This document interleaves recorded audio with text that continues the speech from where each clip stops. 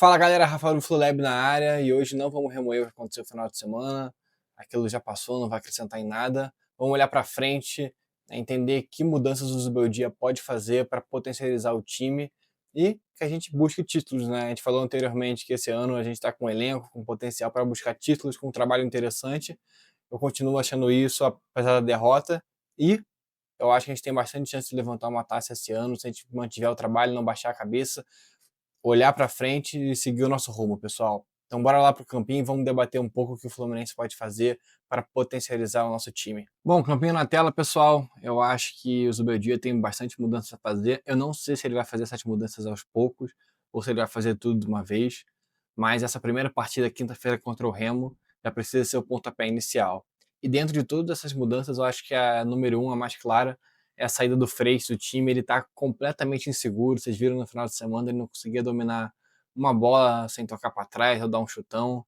Realmente a bola estava queimando no pé dele. Ele precisa, né, de um tempo. A torcida também precisa de um tempo.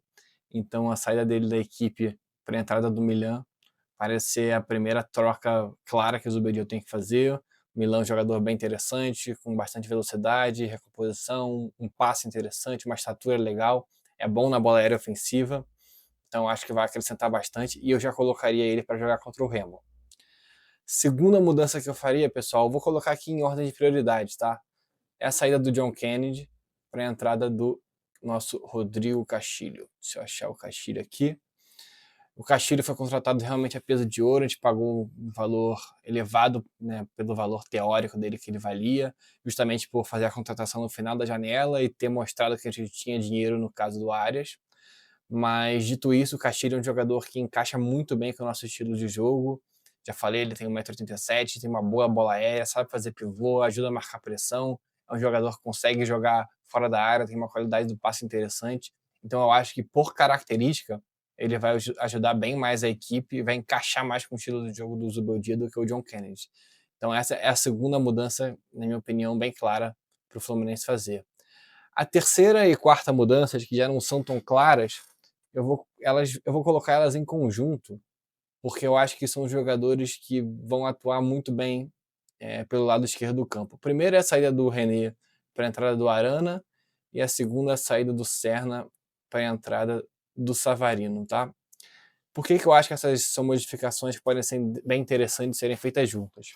Bom, o Arana eu acho que ele tem uma qualidade bem superior ao René, seja no passe, finalização, chegada ao ataque. Eu acho que isso fica claro quando ele entra, ele melhora bem o passe, se mostra um jogador com mais qualidade. E apesar do René estar numa boa fase, o que é bom para o nosso time, realmente eu acho que chegou a hora com essa última derrota, né? Chegou o momento que a gente tem uma janela para fazer essa mudança. Então eu, se fosse o Zubeldia, já faria agora para a partida contra o Remo, testaria o Arana de titular. E por que eu faria essa mudança junto com a entrada do Savarino no lugar do Serra? Bom, o Serra é um jogador muito importante para a equipe do Fluminense, acho que ninguém discute isso, ele vai ser muito útil durante o ano, seja pelo lado esquerdo, seja pelo lado direito, mas nesse contexto da entrada do Arana, o Savarino ele é um jogador que ele cai bastante por dentro, né? Ele tende a ir para o meio, ele é destro, ele é um jogador que tem uma capacidade boa de criação, ele não é tão explosivo, com tanta velocidade para ir aqui para o fundo. Então ele tende bastante a fazer essa chamada para o meio do campo. E o Arana é um jogador que tende a ir para o fundo, né? Então o Savarino corta para dentro para o Arana fazer a ultrapassagem. Faz todo sentido. O Savarino tem qualidade do passe, então ele vai poder cortar para dentro, finalizar, cruzar ou acionar o Arana para chegar no fundo.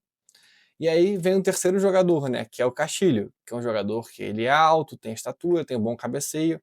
Então a gente vai ganhar uma nova arma muito forte, né, que é esse lado esquerdo com a chegada no fundo do Arana. Por que eu digo uma nova arma? Porque o Serna, ele é um jogador que ele vai para o fundo, mas ele não tem um cruzamento tão bom, porque jogando pelo lado esquerdo, ele é destro, né? A perna esquerda dele não é a melhor do mundo. Então, geralmente, ele dá aquela cortadinha para o meio, finge que aqui o Savarino é o Serna, ele vem dar uma cortadinha para o meio e dá um peteleco, né? A não ser que seja uma jogada de transição, que aí ele consiga arrastar para entrar na cara do gol.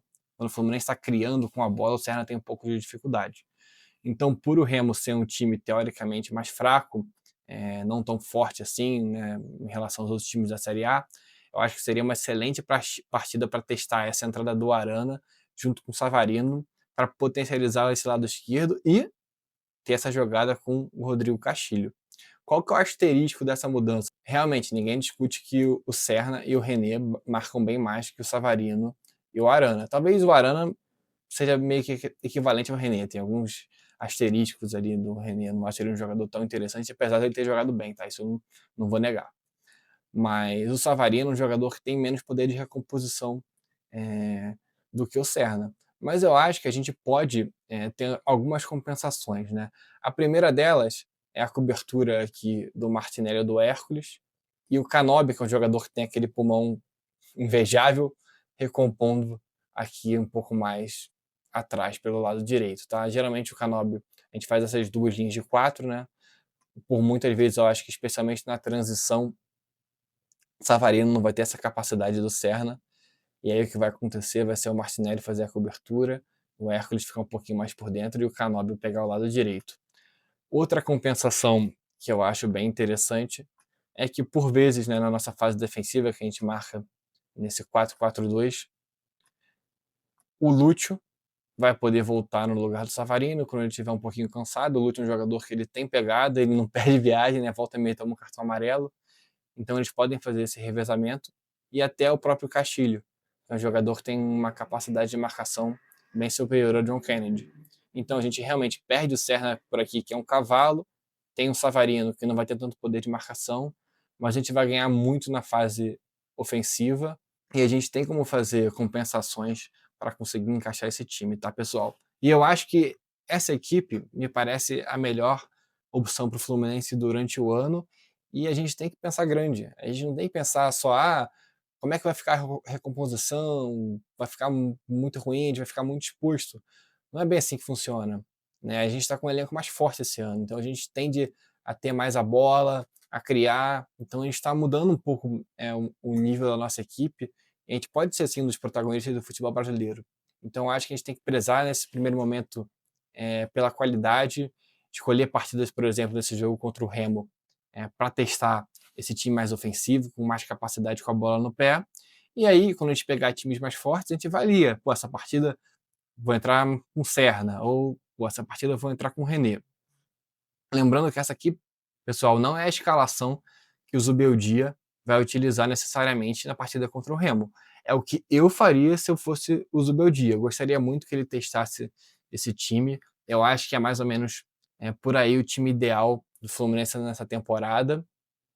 E eu quero saber a opinião de vocês. Vocês também fariam essas mudanças? Eu acho que é um momento propício para isso. Vocês fariam essas mudanças todas de uma vez? Vocês fariam outras mudanças? Deixa aqui nos comentários, curte o vídeo, comenta, compartilha e principalmente se inscreve aqui no canal do FluLab.